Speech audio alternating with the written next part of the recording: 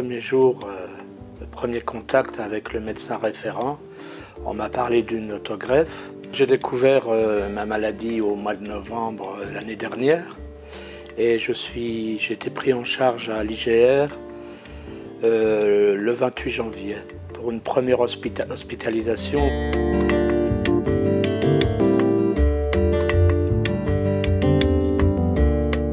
Le traitement de première intention de votre maladie du sang, myélome, lymphome, certaines tumeurs solides, vise à mettre la maladie au repos, ce qu'on appelle en rémission. Ensuite, la dose intensité, la chimiothérapie à haute dose ou la radiochimiothérapie vise à empêcher que la maladie revienne. C'est donc un geste anti-rechute. On m'a laissé tranquille pendant un mois et demi, et pour intégrer de nouveau l'IGR afin de recevoir la greffe. L'objectif d'une autogreffe est d'éviter un effet secondaire d'une chimiothérapie qui est appelée une chimiothérapie intensive. On administre de fortes doses de chimiothérapie pour tenter de tuer définitivement toutes les cellules cancéreuses, y compris celles que l'on ne détecte pas avec les examens conventionnels. Le greffon autologue qui est prélevé est un greffon de cellules. Ces cellules proviennent de la moelle osseuse et vont donc retourner à la moelle osseuse tout simplement par voie intraveineuse en transitant par un cathéter placé sous la clavicule.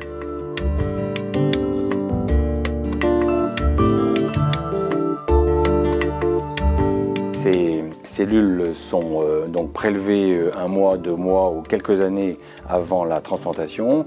Elles sont prélevées au jour d'aujourd'hui, en 2013, dans la quasi-majorité des cas par cytaphérèse. C'est une technique de transfusion. En fait, on nous prélève le sang dans un bras, ça passe dans une machine et ça revient dans l'autre bras. Bon, on ressent un léger froid, mais c'est tout.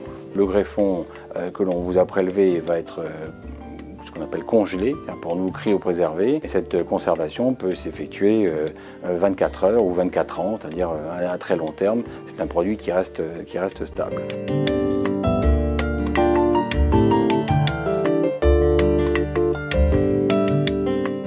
Quelques semaines ou quelques mois plus tard, vous viendrez effectivement hospitaliser Gustave Roussy pour une chimiothérapie ou une radiochimiothérapie à haute dose qui sera suivie 24 heures ou 48 heures plus tard de la réinjection de vos cellules que l'on aura bien sûr au préalable décongelées. Ceci va permettre de raccourcir considérablement l'effet secondaire indésirable de la chimiothérapie qui est l'aplasie. Deuxième intérêt de la transplantation autologue, c'est de pouvoir servir à réinjecter un greffon. Vous allez être hospitalisé entre 15 jours et 21 jours, voire un petit peu plus en cas de problèmes essentiellement infectieux en hospitalisation. Il s'agira de chambres seules, parfois de chambres stériles, en fonction des conditionnements à la greffe qui sont plus ou moins intensifs.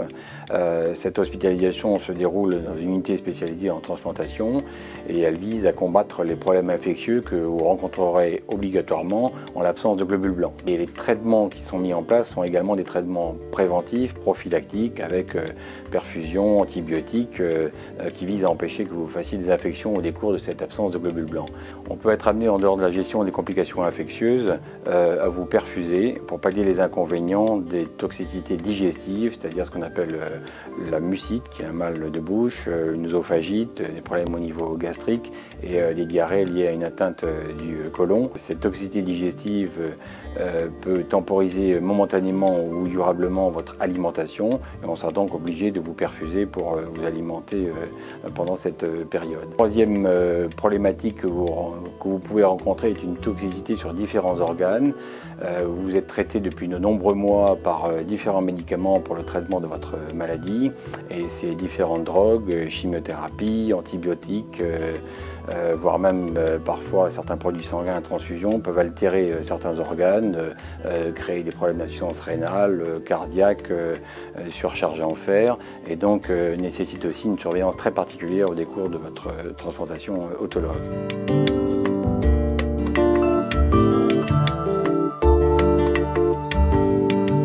Une fois sorti du service, après retour de votre moelle osseuse dans son environnement. Ça veut dire que vous allez sortir d'aplasie. Cette sortie d'aplasie conditionne la sortie tout court du service. On exige 500 polynucléaires, 8 grammes d'hémoglobine et 15 000 plaquettes pour que vous sortiez, en sachant que la condition sine qua non est la sortie des polynucléaires des globules blancs, puisqu'on peut toujours transfuser en ambulatoire, en hôpital de jour, les globules rouges et les plaquettes. Une fois sorti du service et après autorisation de l'équipe des greffeurs, l'équipe médicale, en fonction de votre état clinique, vous serez autorisé à rentrer à domicile. Vous transiterez par un centre de soins de suite qui pourra prolonger une partie de l'ensemble des soins qu'on vous a réalisés en hospitalisation. Vous reviendrez obligatoirement 8 jours plus tard en hôpital de jour, puis quelque part en chronologie 30 jours après la greffe et 100 jours après la greffe pour des évaluations à la fois de certaines toxicités qui peuvent perdurer dans le temps pendant quelques semaines et également pour jauger des complications infectieuses éventuelles, mais également aussi et surtout de votre état clinique, c'est-à-dire avez-vous récupéré une alimentation normale, avez-vous pas rencontré des problèmes d'infection, de toxicité qui auraient pu survenir de manière décalée dans le temps. Très rapidement, vous êtes reconfié à votre médecin d'origine sur le site ou dans vos hôpitaux d'origine après une évaluation, c'est-à-dire une évaluation des effets toxiques, mais aussi une évaluation sur l'efficacité vis-à-vis de votre maladie.